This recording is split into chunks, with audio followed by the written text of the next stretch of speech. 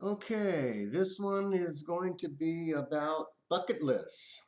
Um, some of the things that we'd like to get accomplished during our lifetime or do. There was a show a while back with Jack Nicholson and Morgan Freeman. They taught, I think the name of it was the bucket list. But one of the things that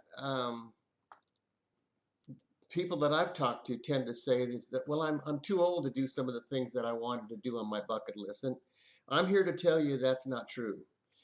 Um, when I was 53, I decided to learn to fly an airplane, and that was quite an adventure. I uh, I started out taking the ground school, and then after that, you do some practical things. You get in an airplane and you get to fly it, and of course, there's an instructor with you. And then as you progress, you get better and better at what you're doing until you finally get to the point that your instructor is confident enough in you that you could do what's called your solo cross country flight, which is consists of about 100 miles, and it's two or three different airports you go into. And so the whole time I was learning to fly out of the Santa Monica airport, and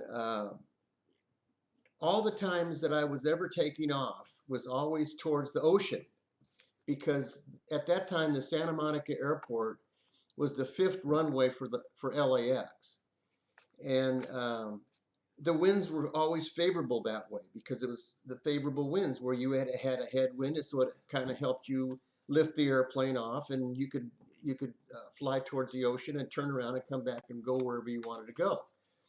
Well, the day I took my cross country solo, the winds had changed, and it was everybody was taking off to the east.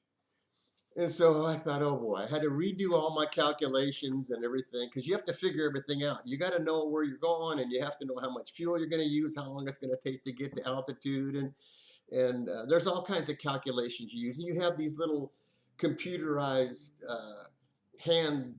They're like a slide rule, but they're circular. Anyway, you calculate all this stuff usually before you go because you want to make sure that you're going to have enough fuel, and you're going to make sure that everything's going to fall into place. So anyway, I did all my recalculations, and I got into plane, and I taxied on down to where uh, to the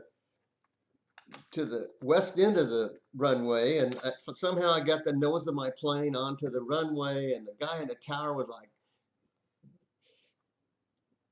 pilot NCX, they give you your tail number. Are you on my runway without permission? And I'm like, no, no, no, I'm not. So I turned the plane around, I got back into the waiting area, and then waited for my instructions, and radioed the tower and told them I wanted to take off and do what I was going to do.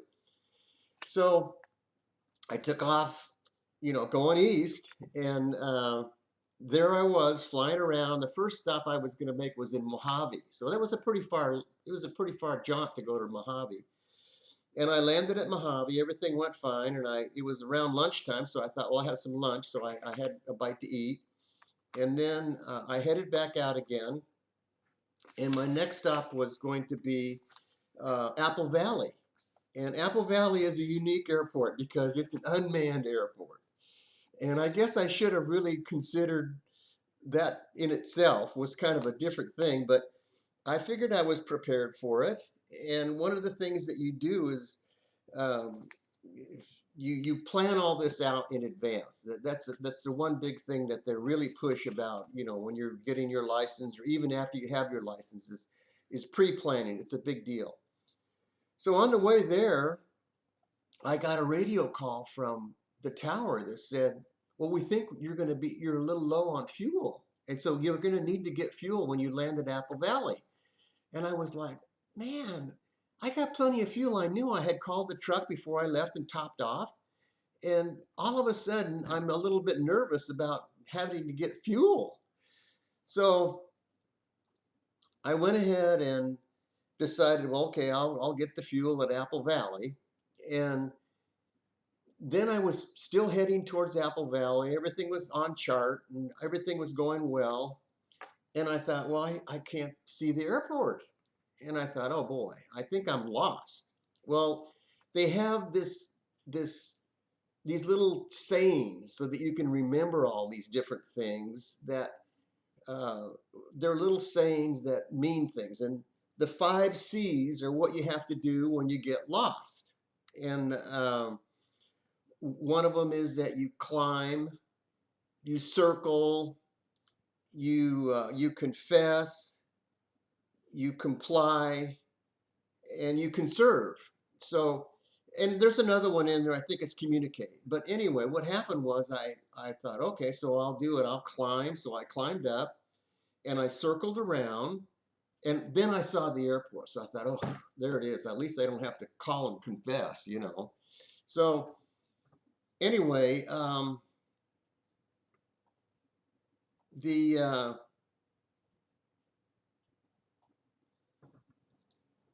the way you handle an unmanned airport is that uh, you call like you're going to land and tell them what you're going to do as far as the landing goes, and like somebody else, like you were talking to the tower in case somebody else was in the area. So I did all that, and I landed the plane, and I thought, these planes were not the pristine planes off the manufacturer's floor. They were a little bit older, and so it could have been that I needed some fuel. So anyway, I taxied over to where the fuel tanks were. I figured that out, and I'd never fueled a plane before. It was something new to me.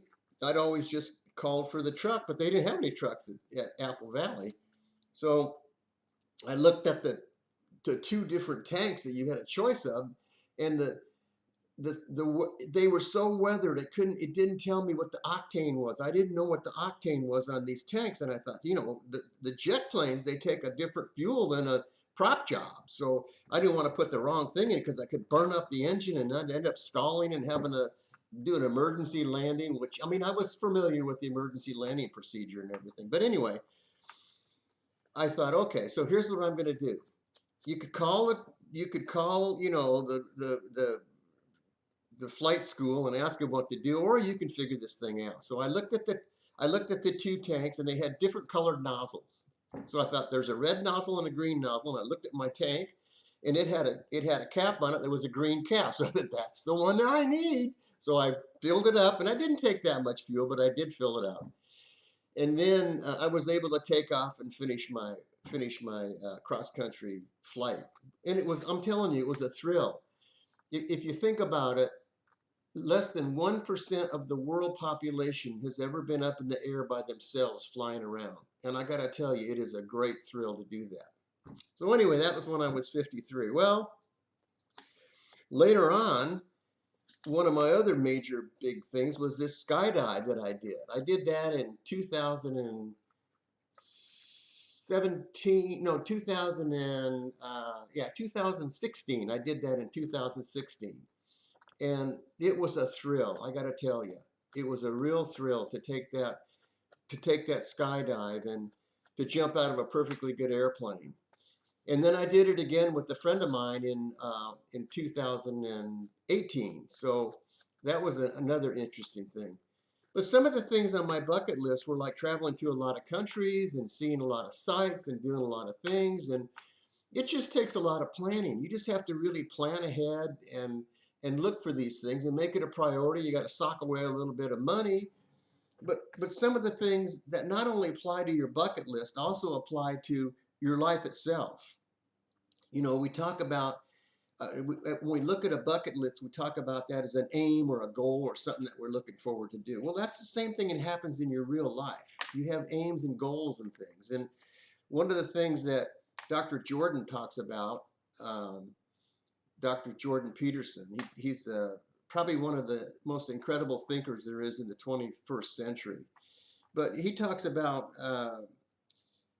students in the university settings, and he said it just amazes him that in the university setting, nobody really teaches these kids about setting goals and taking aim at things. And he talks about that sin comes from comes from the basics of missing the target.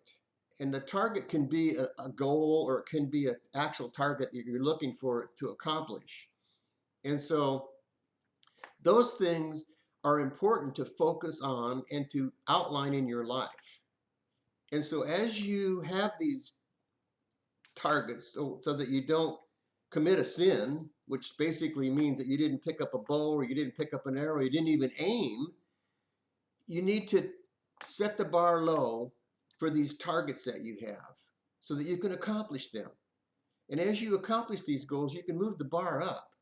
So if it can be even a great big huge goal, but if you break it down into small pieces, you can do those smaller things and accomplish those kinds of things. So one of the things that is important to understand is that just do it.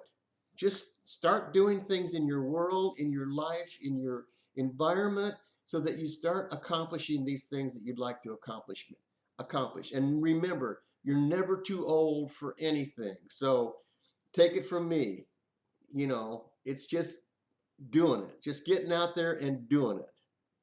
Okay, my videos are getting a little bit better. I'm learning how to do the background even with the video. So I told you I'd do that for my first one. So this is number 4.